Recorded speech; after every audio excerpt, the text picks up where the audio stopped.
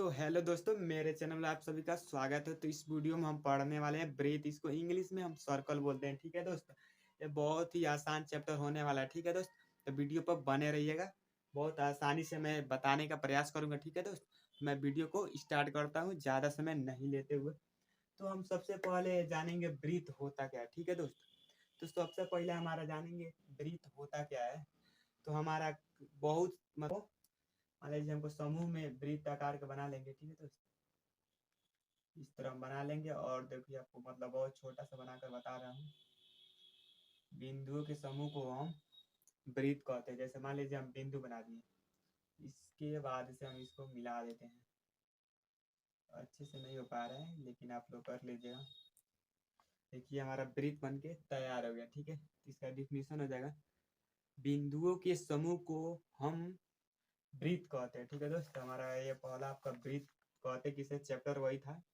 तो इसको हमें बता दिया वृत्त किसे कहता है। केंद्र क्या होता है दोस्त, सबसे पहला जान लीजिए केंद्र सबसे पहला होता क्या है। तो हमारे देखिए वृत्त के जो बीच में एक बनाया जाता है, जो यह बिंदु है वृत्त के एकदम बीच में रहता है। ठीक है दोस्त, उसी को हम केंद्र कहते हैं। आप कोई भी दिमाग लगा रहा हो कि यहाँ पर भी रह सकता है, नहीं यहाँ पर नहीं रहता है। रहेगा तो यह बीच में एकदम बीच में रहता है, उसी को हम केंद्र कहते हैं। अब हमारा त्रिज्या हो गया।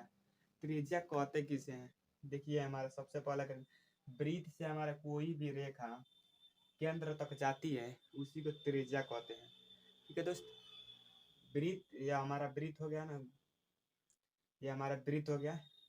और सबसे पहले जो मान लीजिए हम यहाँ से लेकर केंद्र, आप बोले ना पहला तो बात पहले बताए हैं, केंद्र कहते किसे हैं तो आपको पता सबसे बीच में रहता है, उसी केंद्र कहते हैं। तो हमारे वृत्त से लेकर केंद्र तक जो भी रेखा जाता है उसी को हम त्रिज्या कहते हैं। ठीक है दोस्त, अब हमारा है वृत्त का तल।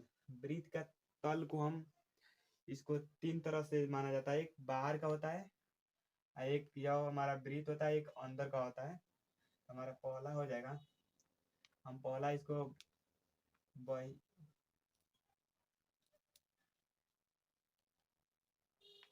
हमारा यह बही भाग मतलब बाहर का भाग जो बाहर है। और दूसरा हम इसको जान लेंगे, दूसरा हमारा हो जाएगा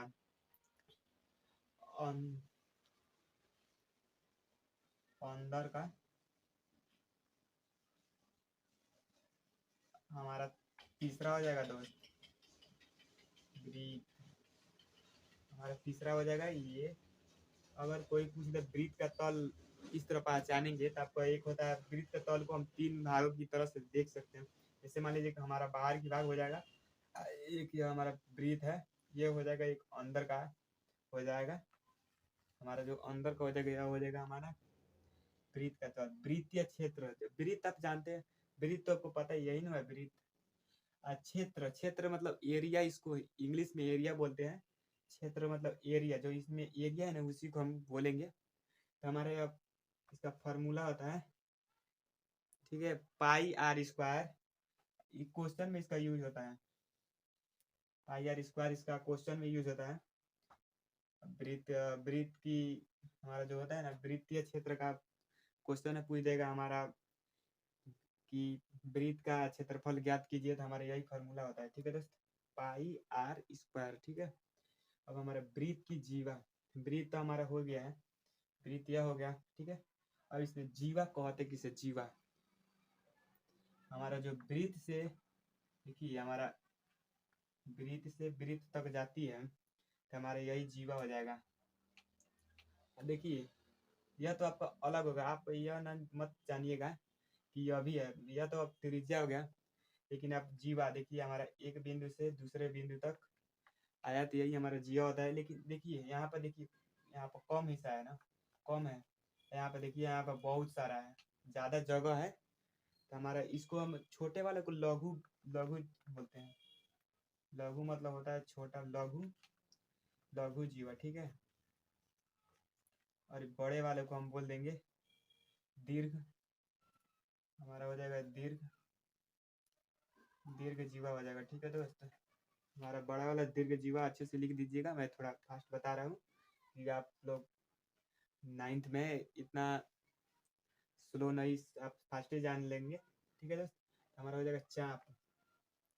देखिए हमारा ब्रीथ की जीवा को, जीवा पता चल गया, जो सर्कल होता है हमारा यहाँ से लेकर यहाँ तक जो जाएगा ना, यहाँ से एक बिंदु से दूसरे बिंदु तक। यहाँ पर ज़्यादा हो गया, आपको समझने में थोड़ा परेशानी हो रही है, इसलिए आपको मैं, हमारा एक बिंदु से दूसरे बिंदु तक आकर यहाँ पे टच है, इसी को जीवा कहते हैं। ठीक है दोस्त, आपको अच्छे से समझ आ रहा होगा। ठीक है दोस्त, कोई भी डाउट होगा तो कमेंट करिएगा, मैं रिप्लाई दे दूंगा। अब यहाँ पर हमारा चाप क्या होता है, देखिए दोस्त, एक सर्कल हम यहाँ पर एक और सर्कल बना लेता हूँ। देखिए दोस्त, मैं बिना प्रकार का बना रहा हूँ, तो इसमें चाप हमारा हो जाएगा। देखिए मेरा यहाँ पर चाप मतलब होता है प्रकार, जो होता है ना उसी को चाप भी बोलते हैं, प्रकार भी बोलते हैं। तो हमारा मान लीजिए यहाँ पर रख कर काट दिया जाता है, मान लीजिए यहाँ पर प्रकार को रख कर काट देंगे, समझिए कट गया है। तो इसको हम मिलाएंगे, इसको और थोड़ा ऊपर कर देने दीजिए ना, तो अच्छे से मिल नहीं पाएगा। यहाँ पर इसे बिंदु रहता है। ठीक है दोस्त, इसको, इस जीवा को बिंदु रहता है, इस पे चाप इसी कहते हैं। तो इसको आ जाएगा, छोटा है ना, आपको यहाँ बताए हैं, जो छोटा रहता है उसको लघु बोलते हैं। तो यहाँ पर हो जाएगा चाप पूछा है, यहाँ पर थोड़ा है तो कम है, लघु चाप बोल देंगे। यहाँ पर हो जाएगा लघु चाप, और ऊपर वाला ज्यादा है तो दीर्घ चाप, दीर्घ चाप। ठीक है दोस्त, तो आपको समझ में आ रहा होगा, उम्मीद करते हैं। हमारा देखिए अब आ गया अर्धवृत्त। अर्ध मतलब आपको पता ही होगा, पिछले क्लास में 8 में भी 7 में भी आपको पता होगा, अर्ध मतलब अर्धवृत्त। अर्ध मतलब पहले समझ लीजिए, अर्ध, अर्ध, अर्ध मतलब होता है आधा। अब वृत्त मतलब आपको पता है, वृत्त मतलब गोला होता है। आप देखे होंगे अपने गांव और कहीं भी अपने माता जी के हाथों में जो चूड़ी रहती है, वही एकदम वृत्त की तरह होता है। ठीक है, तो अर्ध मतलब हो जाएगा आधा, वृत्त मतलब गोला, गोला आधा। ठीक है, तो देखिए यहाँ पर मैं एक और बना दे रहा हूँ आप लोगों को समझने के लिए। जैसे मान लीजिए मैं यहाँ पर बना दिए, बीच में, तो आपको पता होगा कोई भी सर्कल बनाएंगे बीच में केंद्र होता है। ठीक है, तो आपको हम यहाँ पर बता दें, अर्धवृत्त बोले है ना, अर्धवृत्त। ठीक है, तो अर्ध मतलब आधा, वृत्त, देखिए वृत्त बन गया। और ये हमारा देखिए एक या बिंदु चार एकदम केंद्र से होकर यहाँ पे इस बिंदु से या इस बिंदु तक आ गया, बीच में केंद्र पड़ गया, तो यही हो जाएगा हमारा आधा अर्धवृत्त। ठीक है, आधा इधर भी है आधा इधर भी है, आपको पता होगा कि केंद्र होता है एकदम बीच में बनता है। ठीक है दोस्त, तो हमारा अर्धवृत्त आधा इधर हो जाएगा अर्धवृत्त। ठीक है, अब हमारा देखेंगे परिधि। ठीक है दोस्त, परिधि आपको इसको मिटा कर बता रहा हूँ, परिधि किसे कहते हैं। मान लीजिए हमारा सर्कल हो गया, अच्छे से नहीं बन पा रहा है,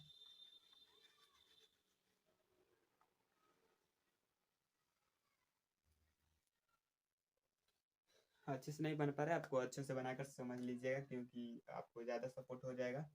ठीक है, तो आप 2-3 बार प्रेस्टिंग कर लीजिएगा, क्योंकि अच्छे से आ जाता है, एक बार में कोई भी चीज़ आसान नहीं होती है। ठीक है दोस्त, तो परिधि हमारा हो जाएगा, इसी को परिधि बोलते हैं। देखिए साइड वाला है ना, ये साइड वाला जो बना है इसी को परिधि कहते हैं, इसकी पूरे लंबाई को हम परिधि बोलते हैं। ठीक है दोस्त, इसका भी एक फार्मूला था, आपको यहाँ पे बताए थे, यह किसका फार्मूला था आपको पता है, जो वृत्त का क्या क्या यार, हाँ वृत्त, वृत्तीय क्षेत्रफल, वृत्तीय क्षेत्रफल आप चाहे वृत्त बोल सकते हैं, वृत्त का क्षेत्रफल निकालने के लिए यह फार्मूला का यूज किया जाता है।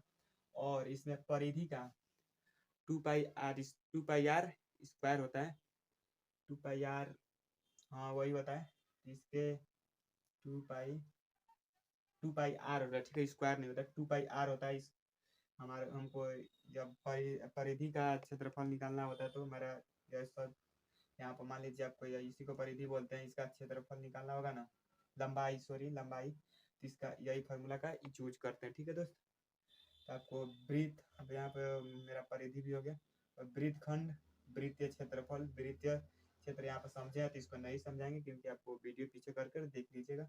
अब वृत्त खंड, वृत्त खंड, वृत्त मतलब आपको तो उसी समय से बोल रहा हूँ, वृत्त मतलब होता है गोला।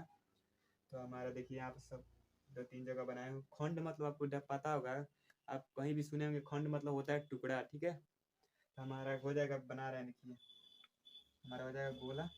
अब सर्कल जो है वही टूटा है समझ लीजिए, वृत्त खंड। तो हमारा मान लीजिए इस बीच में केंद्र तो बनाना ही पड़ेगा, आपको पता होगा कि हर बार बनाना पड़ेगा, हर बार बनाना ही पड़ेगा, रहता भी है, ठीक है दोस्त। तो हमारा हो जाएगा वृत्त खंड।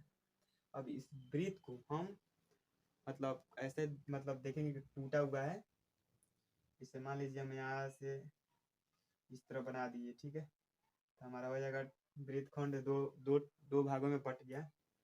एक ये हमारा केंद्र है और एक यहाँ से दो भागों में बट गया, एक ऊपर वाला एक नीचे वाला।